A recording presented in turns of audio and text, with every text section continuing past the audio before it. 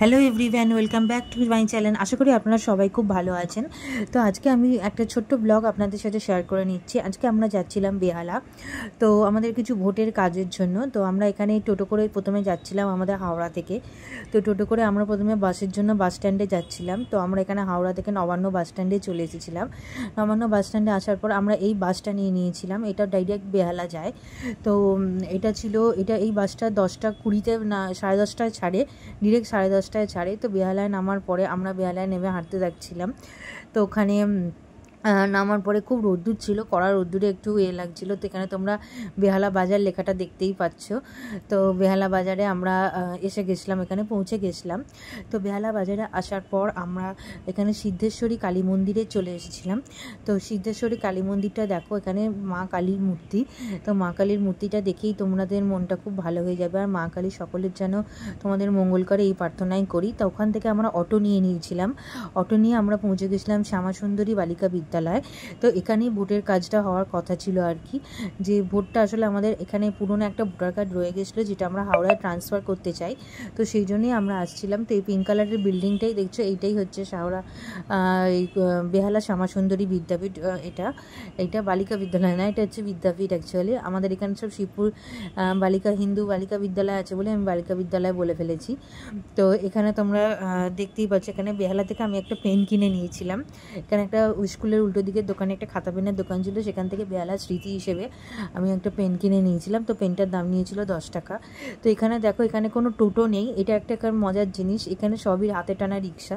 তো হাতে টানা রিক্সা একদমই উঠে গেছে আমাদের এখানে, খুব কম রেয়ার আছে। তো এখানে আমরা হাতে টানা রিক্সায় আমি আর বাবা চেপে পড়েছিলাম, পেছনের আরেকটা রিক্সাতে মা আসছিল।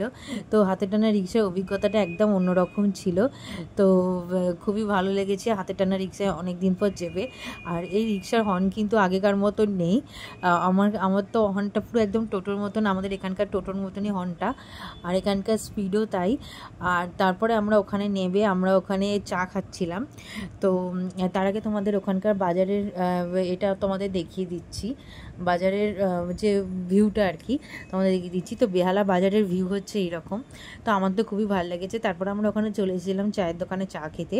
তো দেখো, এখানে ভেতরে মা বসেছিল, কারণ বাইরেটা খুব কড়া রোদ্দুর ছিল। বাইরের রোদ্দুরে আমি আর বাবা বসেছিলাম। পরে আমি ভেতরে চলে আসি, কারণ বাইরের রোদ্দুরে বসতে পারছিলাম না। তো দেখো, এখানে কি সুন্দর সুন্দর বড় বড় উনুন রাখা আছে, এর ওপরেই জল গরম হয়, দেখতে এগুলো জ্বালার মতন। তো তারপরে ওখান থেকে আমরা চলে গেছিলাম আমাদের বাড়ির দিকে। আর তো এখানে তোমরা দেখতে পাচ্ছ কি সুন্দর সুন্দর মাছের বাজার। আমার মাছের বাজারের গন্ধ এত ভালো লাগে, মানে পিওর মাছের গন্ধ এত ভালো লাগে। তো সেই জন্য আমি এখানে আমাদের মাছের বাজারটা একটু শ্যুট করে নিয়েছিলাম। তো এরপর আমরা হেঁটে হেঁটে চলে গেছিলাম আমাদের বাড়ির দিকে। তো এখানে তোমরা দেখতেই পাচ্ছ আমাদের বাড়ি আছে, বেহালা বাজারেই আমাদের বাড়ি আছে। তো এখানে বাড়ির দিকেই, সেই বাড়িটাতে আমরা এখন থাকি না, এটা অনেক পুরনো বাড়ি। তো সেই জন্য আমরা হেঁটে হেঁটেই যাচ্ছিলাম বাড়ির দিকে। আর তারপরে তো এখানে হাঁটতে হাঁটতে আমি ভিডিও করছিলাম। এখানে দেখো, পেছনে আমার মা আসছে, তার পেছনে আমার বাবা আসছে। তো এইরকমভাবেই আমরা হাঁটছিলাম। তো এই জায়গাটা অনেক পরিষ্কার পরিচ্ছন্ন, সেরকম কুকুর টুকুর নেই, সেরকম লোকে চান করছে, জল ছিটে লাগছে এরকম না। তো এটা অন্যরকম। তো এখানে বাড়িতে আসার পর একটা ছোট্ট ভিডিও বানিয়ে নিয়েছি, এটা আমি আমার ঘরে বসেছিলাম। তো তারপরে ওখান থেকে আমরা চলে গেছিলাম পান্নাস কিচেনে। তো এটা ছিল ডেলিভারি কাউন্টার। তো আমরা বুঝতে পারিনি, প্রথমে আমরা ডেলিভারি কাউন্টারে চলে এসেছিলাম। ওখান থেকে 2-3 মিনিট হাঁটার পরে এইটা আছে পান্নাস কিচেন। তো এটা হচ্ছে ওদের মেন বিল্ডিং, মানে এখানে সেকেন্ড ফ্লোরেতে অবস্থিত ওদের খাবারের যে রেস্টুরেন্টটা, মাল্টি কুইজিন রেস্টুরেন্ট। আর এটা বেহালার মোস্ট অথেন্টিক আর ওল্ডেস্ট রেস্টুরেন্টের মধ্যে একটা। তো এখানে ডেকোরেশনটা আমার খুবই ভালো লেগেছে। তো এর উপর ফুল ব্লগ আমি আপলোড করে রেখেছি, আপলোড করে দেবো আর কি, এর আগে বা পরে আসতে থাকবে। তো ওখানে আমার গিয়ে খুবই ভালো লেগেছে। এখানে বেহালা এত সুন্দর একটা রেস্টুরেন্ট, তাও মোটামুটি অ্যাফোর্ডেবল, খুব অ্যাফোর্ডেবল বলবো না, মোটামুটি মিডিয়াম রেঞ্জের মধ্যেই ছিল এটা। তো এখানে ভেতরের অ্যাম্বিয়েন্সটা খুবই সুন্দর ছিল, ফুললি এয়ার কন্ডিশন ছিল, ডেকোরেশনটাও খুব সুন্দর ছিল। আর এখানে তোমরা মেনু বুকটা দেখতেই পারো, এটা হচ্ছে একদম কারেন্ট 2024-এর যে প্রাইসগুলো সেগুলো তোমরা দেখতে পারো। তো আমি নেটে অনেক দেখেছি 2023 প্রাইসগুলো অনেক কম ছিল, 2024 ওরা আপডেট করে নিয়েছে প্রাইসটা, তো এটা একদম কারেন্ট প্রাইস তোমরা পেয়ে যাবে। তো আমরা নিয়ে নিয়েছিলাম স্পেশাল মাটন বিরিয়ানি, এটা পুরোটাই ওরা সার্ভ করে দিয়েছিল, যেহেতু আমরা বলেছিলাম যে আমি আর মা একটা প্লেট শেয়ার করছিলাম, তো বলেছিল যে হ্যাঁ যে তো ওরা পুরোটাই সার্ভ করে দিয়েছিলো, আমরা বলেছিলাম 50-50 করে শেয়ার করে দিতে, তো ওরা পুরোটাই শেয়ার করে দিয়েছিল। আর তো সার্ভ করে দিয়েছিল অ্যাকচুয়ালি, তো সার্ভ করে দিয়েছিলো। তো ওদের সার্ভটা দেখতে পারো কি ভালো, ওদের মানে ওনাদের ব্যবহার খুবই ভালো।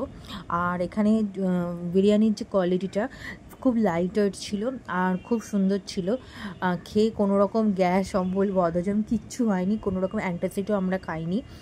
আর তার সাথে কিন্তু মাটনটা প্রচণ্ড, মানে যে স্পেশাল মাটন বিরিয়ানি বলতে যে নামটা ছিল সেটা একদম সার্থক হয়েছিল, কারণ মাটনটা একদম জুসি, একদম সফট, একদম নরম ছিল। তো তোমরা এখানে গেলে স্পেশাল মাটন বিরিয়ানিটা অবশ্যই ট্রাই করো, স্পেশালি ফর দ্য মটন।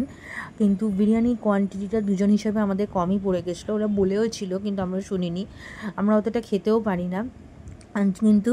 আর এর সাথে আমার বাবা নিয়ে নিয়েছিল চিকেন বিরিয়ানি, তো এইটার স্পেশাল মাটন বিরিয়ানির প্রাইস ছিল 430, কোনো জিএসটি পে করতে হয় না এর জন্য, এখানে যা প্রাইস তোমাকে সেটাই পে করতে হবে। আর চিকেন বিরিয়ানি যেটা ছিল সেটা আমরা নর্মাল চিকেন বিরিয়ানি নিয়েছিলাম, তার প্রাইস ছিল 285, তো সেটার কোয়ান্টিটিটা অনেক বেশি ছিল বিরিয়ানি। তো এখানে ডেলিভারি কাউন্টারটা হেঁটে বাইরে অনেকটা দূরে, তো এখান থেকে আমরা এখানে পুচকি বিড়ালটাকে দেখো, এটাই বসে বসে ঘুমোচ্ছিল। তো ওখানের প্রাইস ছিল চিকেন চাপ একটা আমরা ডেলিভারি করিয়ে নিয়েছিলাম, 205 ওর প্রাইস ছিল। তারপরে আমরা ওখান থেকে বেরিয়ে বাসের জন্য ওয়েট করছিলাম, এখানে পার্পলের কাউন্টার আছে আমি জানতাম না। তো যাই হোক, বাসে করে ওখান থেকে আসার পর টোটো করে আমি বাড়ি ফিরে এসেছিলাম। তো যদি এই ভিডিওটি একটু হেল্পফুল আর একটু এন্টারটেনিং লাগে তাহলে ভিডিওটি লাইক করে দিও, চ্যানেলটা সাবস্ক্রাইব করে দিও, তাহলে আমি এই ধরনের ভিডিও আরও শেয়ার করব তোমাদের সাথে। তো এটাই ছিল আমার ছোট্ট মিনি ব্লগ, তো ভালো লাগলে অবশ্যই